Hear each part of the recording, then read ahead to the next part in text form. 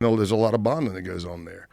But that means for 10 days, I'm not getting a whole lot of sleep. And I've probably got too much alcohol in my system, if we're being transparent.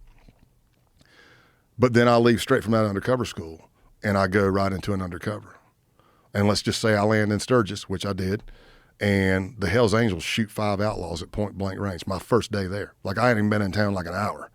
Now, there's 2 old ladies, 2 patch members, and a probate, but they're all shot. They confirmed it was the Hells Angels. We're talking paralyzed from the waist down for life. We're talking shot, crushed clavicles. I mean, not just like a zinger. And now you're back doing that for days on end. And when I would get home, I would stop taking care of myself. I got to the point to where I was a walking zombie.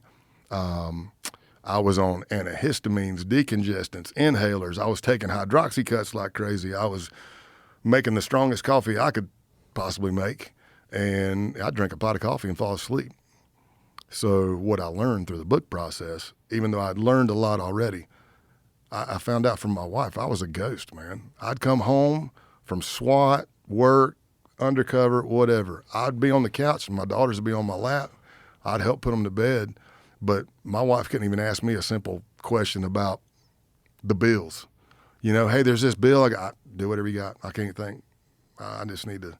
And she wanted to do everything she could to support me and just let me veg and not put anything on my plate. So we get to the end of the outlaw case, and I'm starting to crash. Didn't know it. If you are a certified undercover and you are active in the FBI, you mandatorily have to be psychologically assessed twice a year. That whole thing is called Safeguard. I'm not outing anything. It's out there. It's on the internet. But the Safeguard process was created by Joe Pistone, Donnie Brasco. Oh, wow. It was created by Joe and a former agent who was, his background was a clinical psychologist, Steve Bann. And they came up with this because Joe, you got to remember when Joe was undercover, there was no Attorney General guidelines. There probably wasn't even an operational procedure manual for undercovers. It was like, here's money, here's your recorders, go make a case. He was one of the first 25 undercovers in the FBI in 1972. That happened right after Hoover left. Hoover did not believe in the undercover technique, but as soon as he was out, they started working undercover. But the Safeguard process goes like you take a bunch of psychological tests, and then you're going to sit down, you're going to take a break, it's going to put a bunch of numbers into some charts, you're going to sit down with a clinical psychologist. They may be an agent for the FBI or they may be contracted in. They're going to go over all that stuff with you. They're going to dive deep into your psyche, try to. And then after that, you're going to sit down with somebody like a Pistone or an experienced undercover, because you know the old saying, you can't bullshit a bullshitter?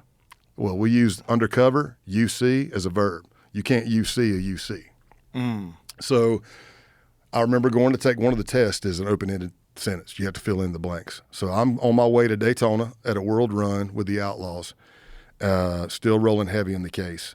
And I stopped off at an undisclosed location to do the assessment. And I remember, like, the open-ended sentences might be, men are, and you got to finish it. I'd always say men. Women are. I'd put women. They'd be like, what do you mean? I go, you know what I mean. I'm not opening that can of worms. I'm like, man, no, we're different. How's that? But there was one that said, the last time I relaxed, and I couldn't think anything. Wow. Nothing. And that's not me BSing. I'm like sitting there at the table going, well, I work out all the time. I'm like, but that's not relaxing. It's not like I'm namaste and listen to Yanni and shit. I'm trying to throw 45s across the gym, you know? But I'm like, So I just made up a story. Even at that moment, I thought, man, that's really screwed up.